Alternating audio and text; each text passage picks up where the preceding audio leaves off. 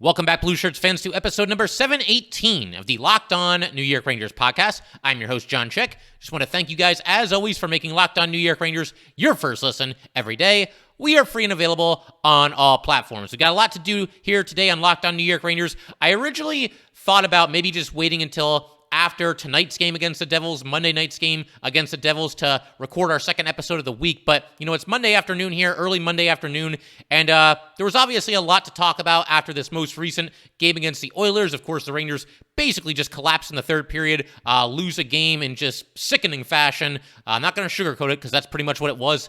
Without a doubt, the worst loss of the season for the New York Rangers. But there's so many other things that I meant to discuss in that episode, and we just didn't have time for, so I wanted to kind of turn our attention to that today. And it's not all going to be negative. We're going to turn the page here. I'm not going to continue to dwell on it. The one thing that I do want to talk about from that game for sure, though, is the incident between Jacob Trouba and Leon Draisaitl. And I didn't see this when it happened. I'm not even so sure the MSG cameras picked up on it, but certainly there were certain cameras that picked up on it because it made its rounds on social media not too long after this Rangers and Oilers game concluded. So we're going to talk about that. Once again, the incident between Trouba and Draisaitl and how I think the Rangers should have handled it. Certainly going to talk about the Rangers having a long overdue players-only meeting. Got to talk a little bit more about some recent changes to the Ranger lineup. They were doing things a little bit differently at practice on Sunday. Also going to discuss the Kravtsov situation. It doesn't really look like he's going to be in the lineup tonight. I suppose we don't know for sure yet, but we shall see. And of course, if there's any updates between now and the time we finish recording here, then I'll certainly let you guys know. But I do want to start with the entire Trouba and Draisaitl situation. And anybody who missed it, this is basically the long and short of it. So obviously the Rangers, disaster of a third period. We know that.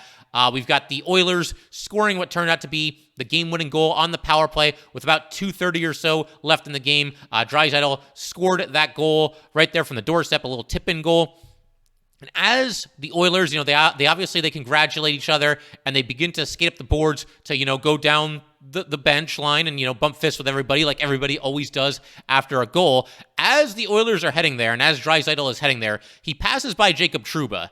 And as he's doing that, he swats Trouba's stick out of his hand and then just kind of went on his merry way and did what, every team does after a goal. They bump fists with other teammates.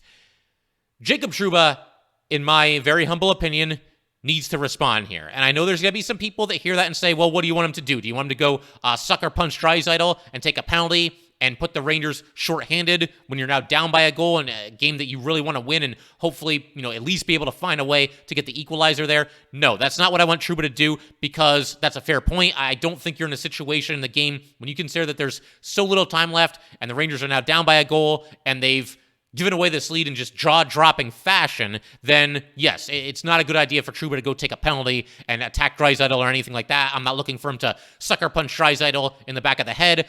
I'm not looking for him to dive into the Oiler bench and just start swinging on people. Nothing like that. But what I would have liked to have seen, you got to do something here. You're the captain of this New York Ranger team. You're basically being humiliated on your home ice, which is a collapse of a third period. And now on top of that, this guy wants to disrespect you like that, once again, in your building, in front of your fans, and you're the captain of the New York Rangers. So what I would like to see here, and look, Trouba's got a split second to decide how he wants to react here, and he probably reacted in a way that all of you did, that being that he doesn't want to take a penalty and do something stupid and put his team in a really bad situation, an even worse situation than they were already in. God knows the Rangers took enough bad penalties in this third period here. But what I would like to have seen done is, skate to where Draisaitl is, wait until he gets done bumping fists with everybody, and then get in his face a little bit. You don't have to turn it physical or anything like that. If Trouba confronts Draisaitl after this happened, I don't think he's going to get a penalty for that. And, I saw some other people suggesting that, Draisaitl for doing what he did to Trouba, once again, knocking the stick out of his hands, should that have been an unsportsmanlike conduct penalty? I think certainly it could have been. The case can be made because the play is over and that's unsportsmanlike conduct for sure. So I think certainly there could have been a penalty called there. But to me, that's very minor compared to the bigger picture here, which is Jacob Trouba, just not responding there. Again, you're the captain of this team. Players are supposed to fear you. You're supposed to be the old school grit, snarl kind of guy. And to let him do this to you and just not respond at all, surprising. I would think Trouba, of just about anybody, would have some kind of a response there. And like I said, don't turn it physical. Don't cross-check him in the head or do anything ridiculous to take a penalty or get yourself suspended or anything like that. But I just feel like there's got to be some kind of a response there as far as Trouba and Draisaitl. And we'll see if anything happens. I believe they play at least once more this season. Haven't looked at the schedule. But, yeah, a little disheartening to see the Ranger captain not, have any kind of a response there for sure. And while we're talking about Trouba, something else I wanted to mention here, and I'm really not trying to pile on, but there was a stat that I saw in an article from Vince Mercogliano, who, of course, he does a great job covering the Rangers. He's been on Locked On New York Rangers a couple of times, and we'll have to have Vince back on here sooner rather than later. But he wrote an article recently where he referenced MoneyPuck.com, and per MoneyPuck.com, Trouba and K'Andre Miller have now given up 19 goals against when they're on the ice together, and that is tied for the worst in the NHL, which is a pretty mind-blowing stat. Now, to Trouba's credit, because he was interviewed as part of this article, he did take some accountability. He said, I can definitely be better. So, again, at least he's kind of self-aware and owning up to it. And again, there's a situation right now where Trouba's playing through some quote-unquote nagging injuries, so hopefully those heal. Trouba mentioned that they are healing slowly but surely. I don't know what those injuries are because, again, the NHL very, very more so the clubs than the actual league, but the clubs very, very secretive when it comes to injuries in this league. But it's funny because I've talked in the past about wanting to do an episode where I make the case that Fox, Lindgren, Miller, and Trouba are one of, if not the best defenseman quartet in the league. Yeah, that episode's going to be on hold for some time because Trouba and Miller just have not played the way that, I frankly expected they would play this season. They have played a little bit better recently, but, these guys are supposed to be big-time top-notch defensemen, guys that can be your top pairing if you need them to, and I just don't think that they've held up their end of the bargain so far this season, if I'm being completely honest. So the other thing, the Rangers had a player let's try this again. The Rangers had a player-only meeting, and one that I think was, quite frankly, pretty overdue. There have been too many bad losses this season for something like this to not occur. Trouba spoke up at the meeting, as you would expect that he would. He is, of course, the Ranger captain. He said of being the captain during this interview in this article, there's a little more responsibility for sure. It wasn't the start in the first quarter of the year that we would have wanted, and it's about addressing it, talking about it, being upfront, and being honest with guys. That's a major key, that people know what's expected. And yeah, for sure. I'd be curious to know who else spoke in that meeting. I would imagine maybe some guys that have been there a while. Kreider, Mika, they certainly come to mind. But the Rangers obviously need to be better, and you hope that this players-only meeting, these guys kind of hold each other accountable, and everybody says what needs to be said. If you have something that you have to get off your chest, then do it.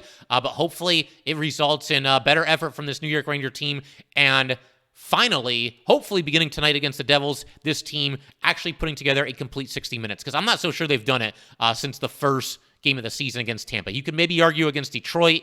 They had that killer third period in that game. They won that game 8-2. Maybe a couple of other examples as well, but man, if they've played a full 60, you can definitely count it on one hand this season, that is for sure. The other thing I wanted to mention here was the situation with Kravtsov and him potentially getting back into the lineup, and when that might happen, and just kind of talk about that whole situation. And we're going to do all that in just a second. But first, I just got to let everybody know, today's episode of Locked On New York Rangers is brought to you by BetOnline.net. BetOnline.net is your number one source for sports betting info, stats, news, and analysis. Get the latest odds and trends for every professional and amateur league. From football to basketball to hockey to soccer and esports, we've got it all at BetOnline.net. And if you love sports podcasts, you can find those at BetOnline as well. We're always the fastest and easiest way to get your betting fix. Head to the website today or use your mobile device to learn more. BetOnline, where the game starts. All right, we just want to thank you guys, as always, for making Locked On New York Rangers your first listen every day. We are free and available on all platforms. To kind of just keep things moving right along here, going to talk about one of the more polarizing New York Rangers, to be sure, and that is, of course, Vitali Kravtsov. He remains a healthy scratch, and we don't know for sure if he's going to be out of the lineup tonight. Might depend on if Vincent Trocheck is able to play or not. We'll have more on that in a second as well. But bottom line, Kravtsov has been healthy for some time now, and he can't find a way back into the lineup. I believe it's now up to about 6 or 7 games, whatever it might be. But this is what Gallant had to say about Kravtsov and him potentially, slotting back into the Ranger lineup. I like the kid, but right now, he's our extra forward. I'm happy with the lineup. The fourth line has been playing really well for us, so who am I going to take out to put him in when he's played 6 games this year and he's been hurt and he's had surgery. So a lot to unpack there. I mean, for starters, he's happy with his forward group. I mean, okay, I get it to an extent. And, the top guys, you're not going to take any of them out of the lineup.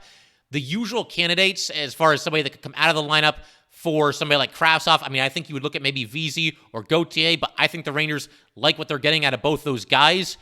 Vesey, has been solid as a defensive forward for the Rangers this season. He continues to skate with Mika and Kreider, which, again, that's very much up for debate if that's really where he should be. But that's where he's been for a good chunk of this season.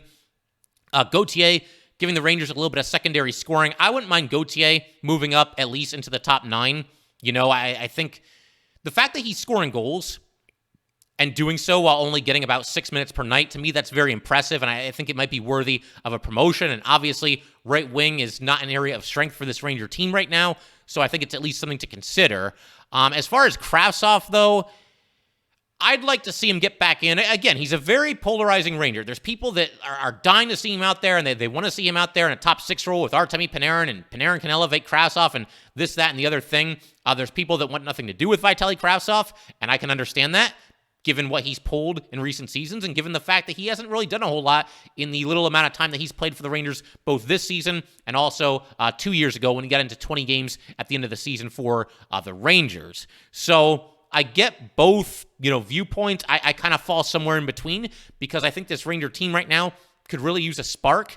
And yes, Kravtsov has not produced a whole lot when he's been in the lineup, but sooner or later you have to find out for sure what you have. And if the end game here is to trade Vitali Kravtsov, and as I mentioned in a recent episode, I think we can all agree Vitali Kravtsov is not going to be a Ranger for life. But if the end game is to trade Kravtsov, then you have to get him out there. You have to get him a little bit of ice time, because if you don't do that, you are losing an ungodly amount of leverage when it comes to trade talks, when it comes to Vitali Kravtsov. Because if he can't get into the lineup over guys like Jimmy Vesey and Sammy Blais and Ryan Carpenter, then how can Drury really ask for much of anything when it comes to a trade of Kravtsov to another team? I mean, we'll see how it plays out. We've seen Drury get more than we thought we would get for certain players.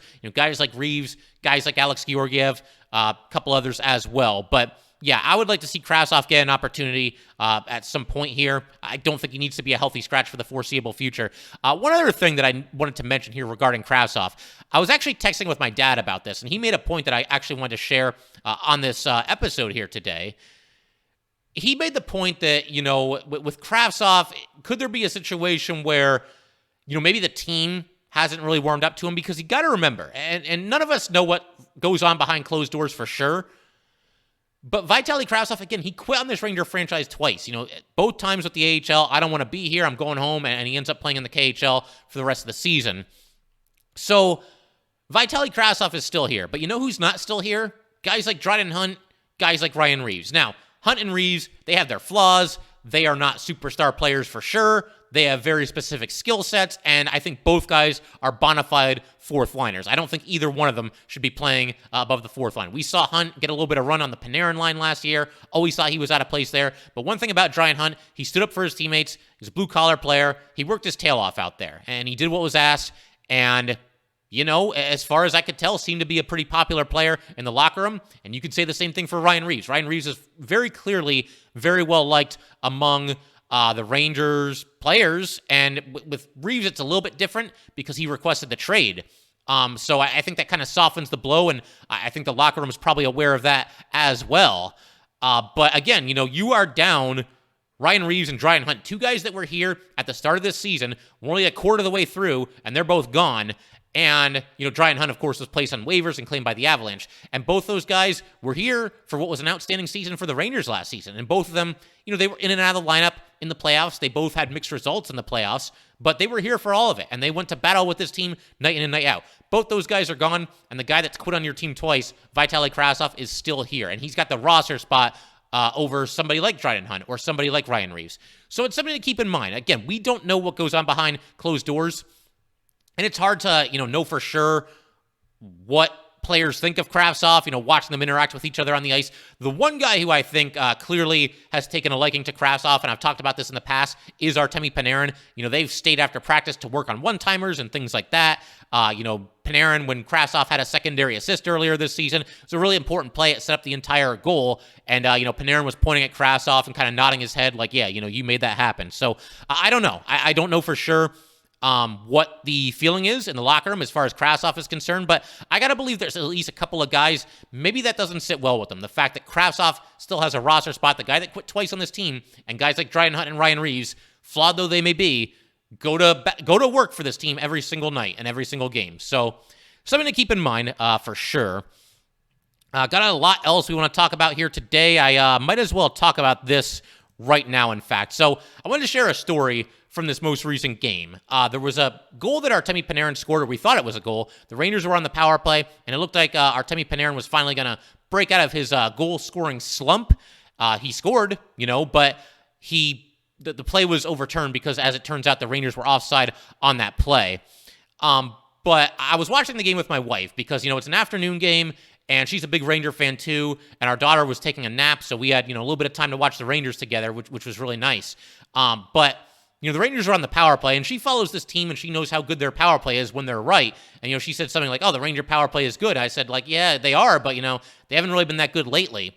And so, she asked what's wrong, and I say, well, they keep doing the same thing. The only play that the Rangers seem to go with when they're on the power play is trying to set up Mika for the one-timer. Instead of, getting those deflections to Chris Kreider. And I said, guys like Fox and Panarin, they should be shooting a little bit more often. So the power play wears on, and it keeps going. And Panarin gets the puck, in the right circle there, and he's moving toward the net. And there's so many times where Panarin will have the puck in this spot on the ice, and he'll kind of draw the defenders toward him by doing what he did here, which is to move toward the net. And then once he does that, he'll pass to somebody. And on one hand, hey, Panarin's a great passer. He should take advantage of that skill. But I'd like to see him shoot a little bit more. And Bible truth, as Panarin was moving toward the net here, I said, I wasn't angry, but I was very firm. I said, just shoot it. I didn't want to see a pass here. I didn't want to see him force the puck across the ice to Mika Zibanejad or try to go in deep to Kreider or anything like that or pass back to Fox at the blue line. Just shoot it. That's what I said. He shot it. He scored. And as fate would have it, the goal ends up being overturned. So that was unfortunate. But yeah, just kind of one of those interesting little stories that I occasionally share while I'm watching these games. And again, that's something that was going to be prominently featured in our last episode. After two periods, you start to have a feeling for how the episode's going to go. The Rangers are up 3-0. They're looking great. I mean, not perfect, but for the most part, a really strong game for the Rangers through two periods. And that obviously didn't make the cut in our last episode because that game changed on a dime in the third period there. But anyway, I want to continue rolling here this episode and talk about some injury updates. I want to discuss the new line combinations that we saw at practice. And I also want to address this another thing that didn't make it into our last episode, the Ranger fans booing the team at the end of the most recent game against the Oilers and the most recent third period collapse by this New York Ranger team. We will do all that in just a second.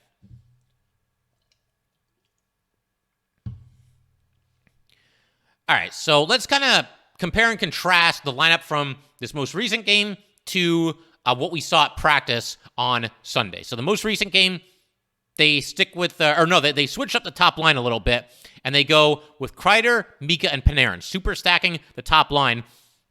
And they went with second and third lines, respectively, of Vesey, Trocheck, Goodrow, and Lafreniere, Hedl, and Kakko. When I saw this, I thought that this meant that the Rangers were going to go with the kid line as sort of the second line, and I guess I kind of jumped the gun there. I mean, it's kind of 6 for one and half a dozen for the other. Time on the ice was comparable between these two lines. Trocheck, among those 6 players that I just mentioned, had the most time on the ice. Lafreniere, Hedl, and Kakko all had more ice time than Vesey or Goodrow. So it's a step in the right direction. These are the lines that I actually propose as something that you could do at the start of the season. It's not something that I wanted to see right out of the starting blocks, but it's a way to super stack your top line and get all three of the kids into the top six, which is something that certain Ranger fans have been clamoring for. And what you do, once again, you go Kreider, Mika, Panarin, you stack that top line, and you go Lafreniere, Chytil, and Kakko as your second line, and then you go with any combination of players on the third line. Certainly, Trocheck is going to be there, and if they want to go with VZ and Goodrow, I'm cool with that. That works for me. But instead, at least going by the depth chart, VZ and Goodrow and Trocheck, that was the second line instead of the kid line. And then the fourth line remained intact, Carpenter centering Blais and Gauthier. And one other thing that I want to mention here, I saw there was a comment during the premiere of our most recent episode on YouTube. And, the live chat happens, and sometimes I'll be in the live chat, and you guys, you send your comments, and I'll respond, and, we have a good time talking Ranger hockey. It's always a lot of fun. I did notice, though, the live chat ended before I had a chance to respond to, I believe it was DJ, and DJ mentioned to me that he thinks that sometimes I and other people, and other fans of this team in general, kind of put the kids on a pedestal a little bit and kind of give them a little bit more credit than they deserve. I get where you're coming from. Again, I believe it was DJ who said this. I get where you're coming from, and there's a very good chance that I do occasionally do that. But when the alternatives are playing guys like Jimmy Vesey and Sammy Blais and Julien Gauthier, who has played well, but for the most part hasn't done a whole lot in his Ranger tenure, when the option is those guys in the top six over Lafreniere and Chytil and Kakko, yeah, I would like to see the kids get a chance. And, they don't really get to play on the power play that often, so I would like to just see them get a little bit more run. You're never going to get the most out of these guys if they don't get, a decent amount of ice time. And we'll see if that ends up happening in this game, because it looks like 2 out of the 3 kids, quote unquote, will be in the top 6 for this game coming up here tonight, or at least they will if the Rangers go with the lines that they went with on practice on Sunday, which is a big if. But right now, the way they lined up at practice on Sunday, you go back to the line that the Rangers have mostly been going with as their top line, and that is Mika centering Chris Kreider and Jimmy Vesey. The second line, at least at practice once again, Chytil centering Panarin and Kakko. The third line is Goodrow centering Lafreniere and Kravtsov, and then the fourth line, Carpenter centering Blais and Gauthier. And obviously, Trocheck missing from practice. If Trocheck plays, then I would imagine what you probably do, Trocheck might go back to the second line with Panarin and Kakko, or maybe he plays on the third line and he centers that line. You have Lafreniere on the left wing, and Goodrow moves from center to right wing. The other option, of course, is that you take Carpenter out of the lineup, and then you put Goodrow on the fourth line at center, and you put Trocheck at the third line at center. So the Rangers have some options. We'll see what they end up doing here. And it's tough right now because I'm not usually a fan of, constantly shuffling the lines and hitting the shuffle button and juggling everything on a near constant basis. But the Rangers are searching for some answers right now. They're experimenting with some things. So we'll see how these lines go when they line up against the Devils tonight. I can't really go crazy about it because, again, they're trying to find a formula that works, and I can at least appreciate that everybody's being given an opportunity for the most part to claim a prominent spot on this team. Again, I would like to see the kids get some top 6 minutes, but we shall see what the Rangers do. As far as injury updates, so Adam Fox missed practice on Sunday. He was feeling a little bit under the weather. Trocheck received a maintenance day. Both of them are expected to play for this game against the Devils here tonight, Monday night. And Ryan Lindgren missed the practice with the dreaded upper body injury. He is considered day-to-day. And as we all know, anybody that watches Locked On New York Rangers, this guy is the team MVP. I don't even think I'm exaggerating anymore. Like, it's legit. Like, when he is not on the ice, this Ranger team just falls apart defensively. So Ryan Lindgren playing tonight is absolutely huge. It'd be huge for the Rangers, and it would really improve their chances of knocking off this Devils team that has obviously been very good at the start of the season. Something else I wanted to do here was address the Madison Square Garden crowd booing the Rangers at the end of this game. Now, I'm usually against this. I'm not a big fan of, booing your own team, your own players. I will say in this case, it was 100% justified, 100% warranted.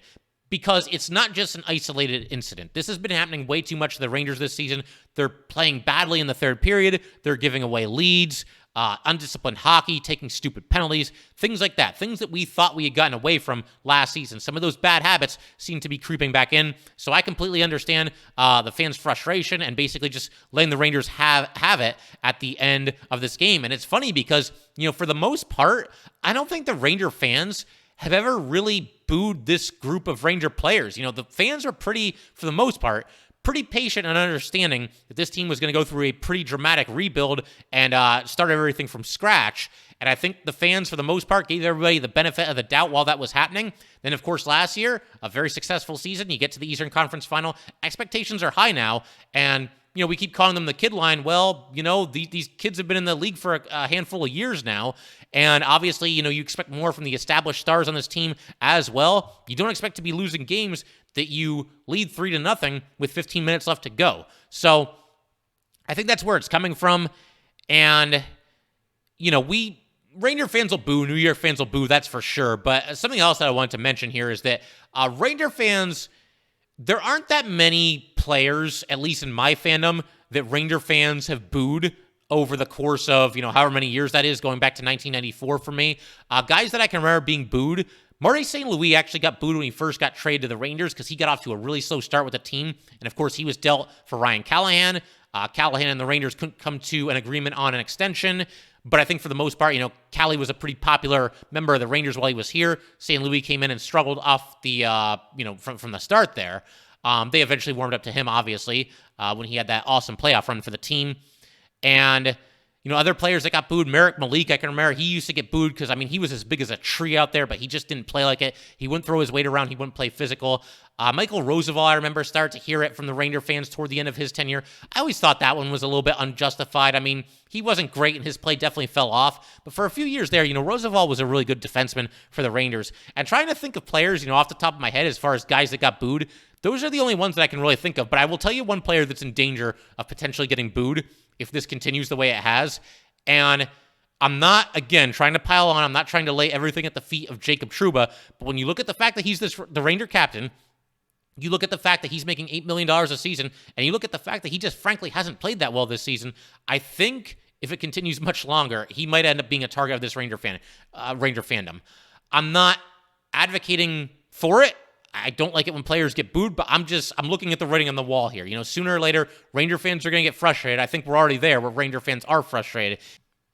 And they might take out their frustration on, a certain player, and that might be Jacob Trouba. Now, of course, the Rangers are back in action tonight, Monday night, against the New Jersey Devils. Puck drops at 7 p.m. The Devils are 18-4 after losing their first 2 games of the season. The Rangers are 10-8-4. And something I also want to call some attention to here. So the Raiders were 10-7-4, during their last game. And Joe Micheletti, who I think does a fantastic job, him and Sam Rosen are awesome. Any long-term listeners of this podcast, you guys know I'm a big fan of them. But he mentioned that, the Rangers, they thought they'd have a little bit better of a record right now than they do, but they are still 3 games over 500. No, they're not. Okay? 10-7-4, you are 1 game under 500. I realize the overtime losses, you get a point for those. And, they're their own column when you look at the standings. Bottom line, the Rangers had won 10 games and they had lost 11. And they have now won 10 games and lost 12. I'll never change my mind on that. A loss is still a loss. And I get where he's coming from. But I'll agree to disagree with the color analyst of the New York Rangers on that one. Usually when we're previewing a game, I'll take a look at like power play versus penalty kill and, which defenseman should the Rangers play against that team's top line, things like that. But I'm not going to even bother with that for this one. You know what? This is a rivalry game. It gets nasty between the Rangers and Devils. The faces change. The coaches change. It seems to always be one of the more nasty New York Ranger rivalries, and the Rangers just need a win tonight. I don't care about power play versus penalty kill or any of that kind of stuff or who's in net for the Devils. I care about the Rangers putting their best foot forward and going out there and competing their tails off. That's all it's about. To me, this is going to be a game of will over skill, and that's what the Rangers need to show us. They need to show that they're still that same blue-collar team that basically just outworked everybody last year. We have not seen nearly enough of that this season. It's gut check time for this team. You can turn your season around tonight because this Devils team, whether we like it or not, they're 18-4 after starting 0-2. So they've won 18 out of their last 20 games. Pretty wild. Again, you can, if you're the Rangers, you can draw the line in the sand right now and say our season starts tonight, and it's going to start with us going out there and taking care of business against our division rivals. So that's what I'm looking for. Just a gut check kind of a performance for the New York Rangers. Find a way to go out there and grind your way to a victory. That's pretty much it for today. Like I said, I want to get this episode in before the puck drops for this game against the Devils here tonight, Monday night. If you'd like to get in touch with this podcast, please send an email to LockedOnNYRangers@gmail.com. Once again, that is Locked On NY Rangers at gmail.com, and definitely give us a follow on Twitter as well at LO_NY_Rangers. Once again, that is at LO_NY_Rangers. Thanks again, guys. I'll see you next time. Thanks for making Locked On New York Rangers your first listen every day. For your next listen, check out the Locked On Sports Today podcast. The biggest stories of the day, plus instant reactions, big game recaps, and the take of the day. Available on the Odyssey app, YouTube, and wherever you get your podcasts.